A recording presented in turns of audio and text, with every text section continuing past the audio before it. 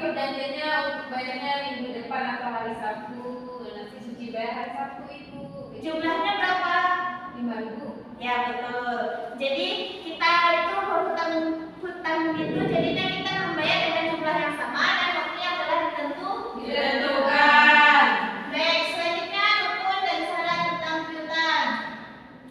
Yang pertama rukunnya orang yang berhutang. Yang kedua rukun yang memberi hutang. Orang yang berhutang dan orang yang memberi hutang itu syaratnya cakap hukum.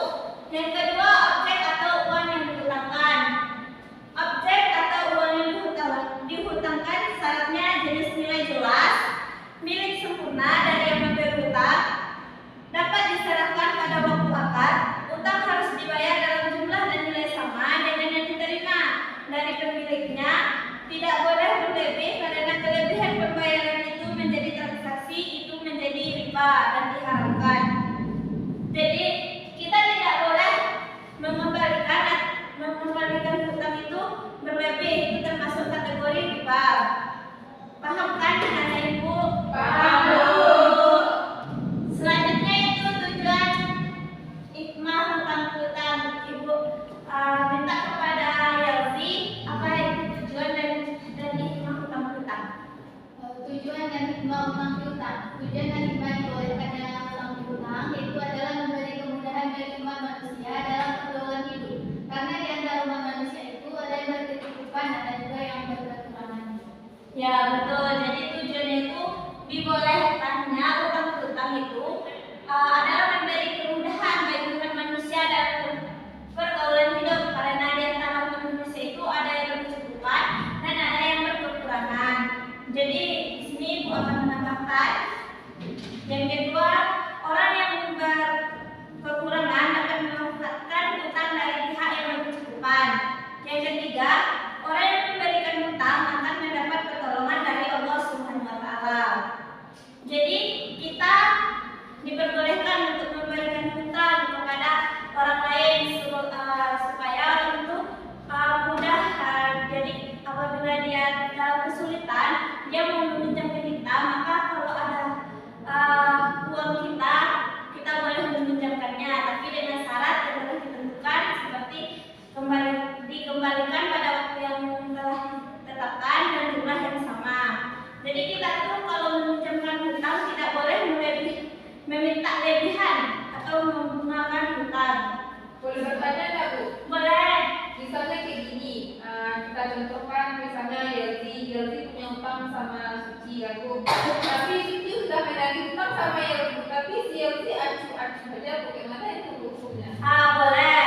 Jadi kalau Yelzi acuh-acuh aja karena Suci udah banyak kali minta, itu boleh kita lakukan ke pihak yang berwajib. Ya boleh, karena Suci mau kayak gitu juga, Bu. Iya Suci, kalau bisa diselesaikan secara kekeluargaan dulu, kalau tidak bisa baru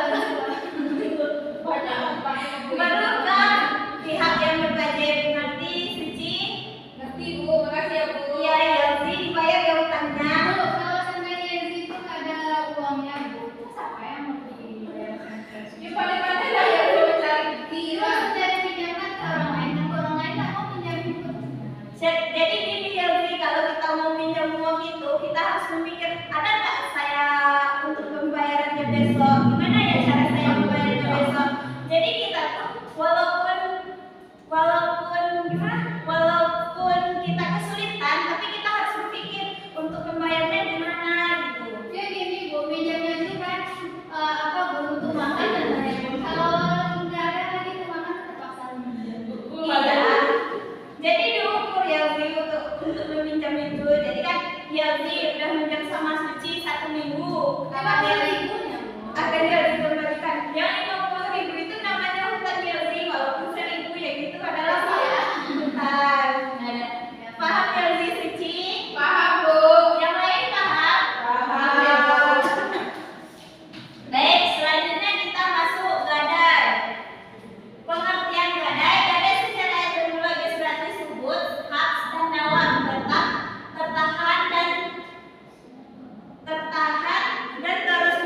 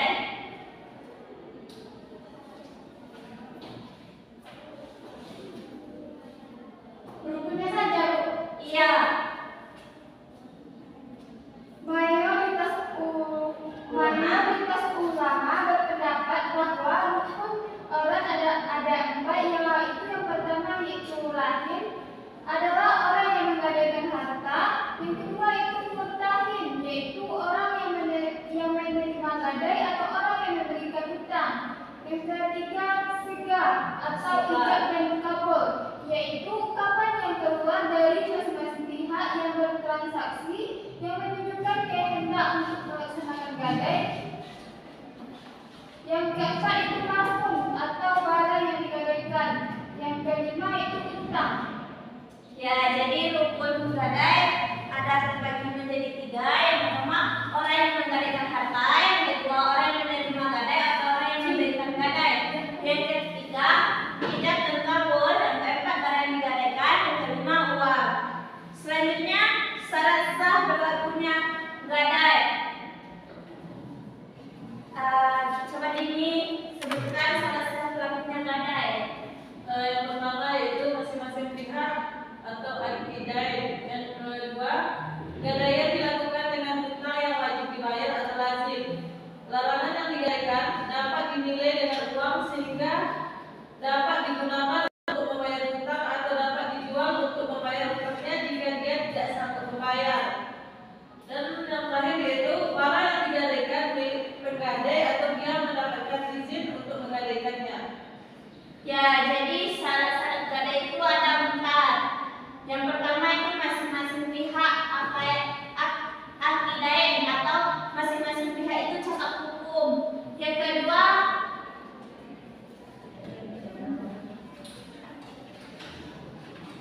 kedua, gadai dilakukan dengan hutang yang wajib dibayar atau lazim. Yang ketiga, barang yang digadaikan dapat dinilai dengan uang sehingga dapat digunakan untuk membayar hutang atau dapat dijual untuk membayar hutangnya jika dia tidak sanggup membayar. Yang keempat, barang yang digadaikan milik penggadai atau dia mendapat izin untuk menggadaikannya. Selanjutnya, hiwalah. Sebelum kita melanjutkan hiwalah, apakah ada pertanyaan dari mana itu tentang gadai? Tidak, Bu. Bisa kita lanjut hiwalah? Bisa, Bu. Baik, selanjutnya kita lanjut hiwalah. Pengertian hiwalah berasal dari kata hala asyai kaulan yang berarti perpindahan. Hiwalah menurut bahasa perpindahan dari suatu tempat ke tempat yang lain. Hiwalah secara istilah adalah suatu yang menetapkan perpindahan hutang dari muhil, orang yang memindahkan hutang kepada tanggungan muhal alaih, orang yang berhutang pada muhil. Jadi anak-anak ibu paham tentang hiwalah? Paham. Coba Suci, apa yang dimaksud hiwalah? Hiwalah itu misalnya perpindahan. Perpindahan di sini yaitu menetapkan perpindahan hutang dari muhil atau orang yang memindahkan hutang kepada tanggungan atau muhal alaih itu orang yang berhutang kepada muhilnya. Ya, jadi perpindahan. Kita masuk rukun dan syarat hiwalah. Rukun dan syarat hiwalah terdiri dari 5. Yang pertama muhil, yaitu orang yang memindahkan hutang. Kedua muhal, yaitu orang yang hutangnya dipindahkan. Yang ketiga muhal alaih, yaitu orang yang kepadanya hutang itu dipindahkan. Di sini Ibu contohkan Yalzi, Dini, Susan. Dini memiliki hutang kepada Yalzi memiliki hutang kepada Susan. Jadi Yalzi memindahkan hutangnya kepada Dini dan menyuruh Dini untuk membayar hutang kepada Susan. Boleh, tapi itu hiwalah perpindahan, tapi dengan waktu yang telah ditentukan dan jumlah yang sama.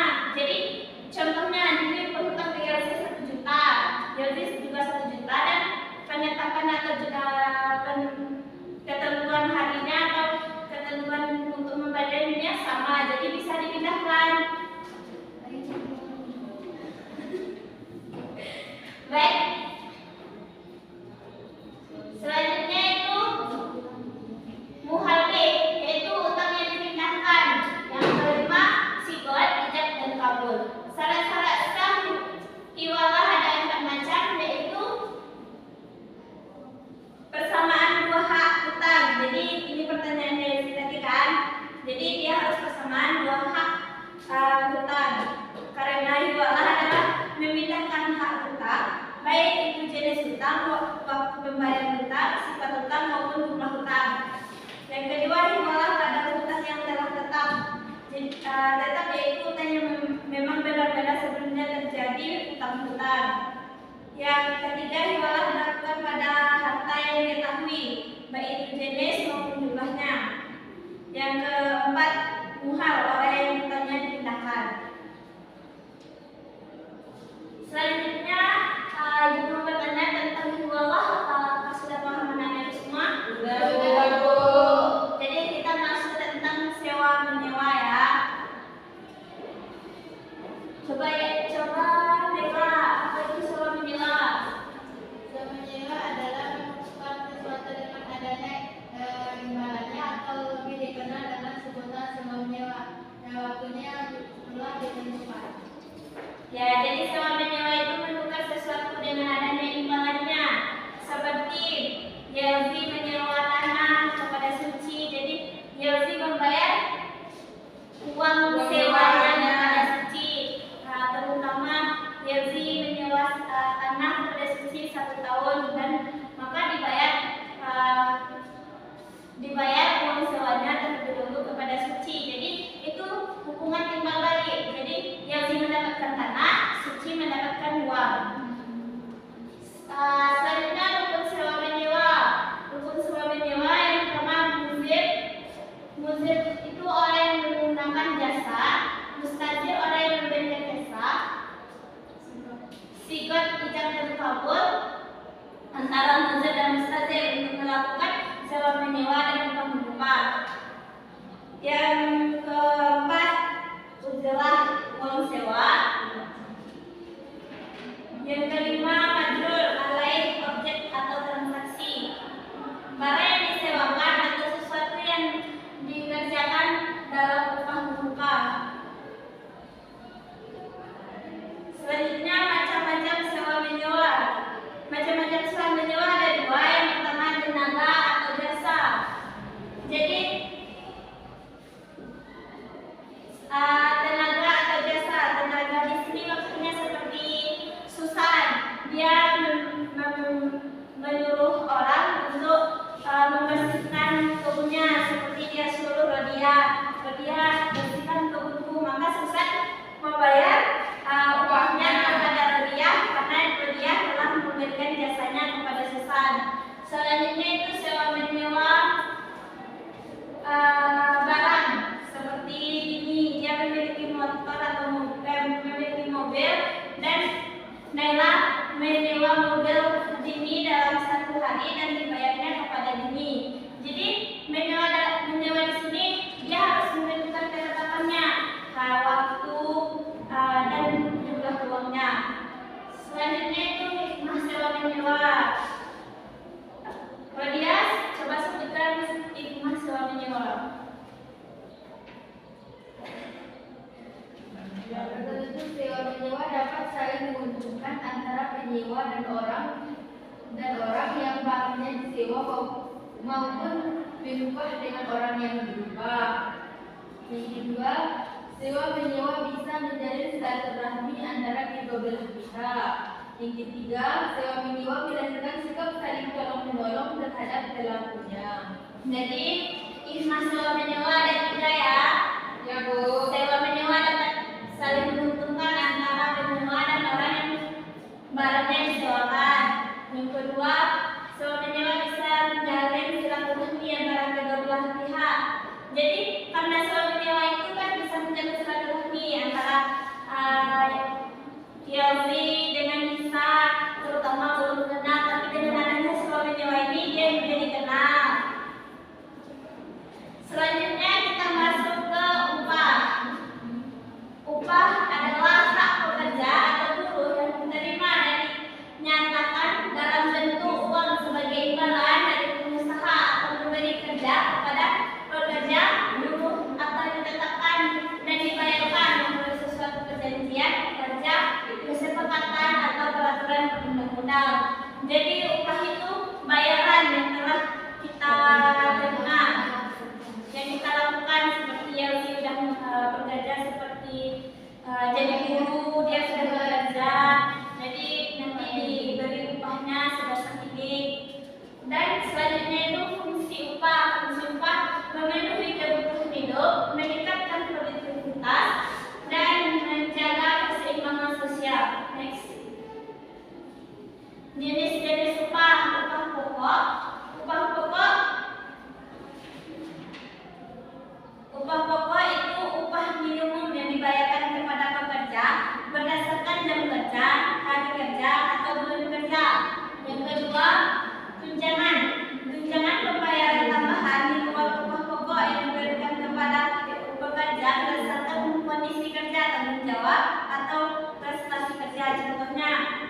contoh tunjangan itu tunjangan kesehatan, tunjangan transportasi, tunjangan makanan, tunjangan perumahan, dan tunjangan hari raya. Yang selanjutnya lembur pembayaran tambahan yang diberikan kepada pekerja atas jam kerja yang melebihi jam kerja normal. Jadi lembur ini dia telah melebihi jam kerja normal. Selanjutnya itu faktor-faktor yang mempengaruhi upah. Yang pertama tingkat keahlian dan pendidikan, yang kedua tingkat pengalaman, yang ketiga kondisi kerja, yang keempat gaya hidup.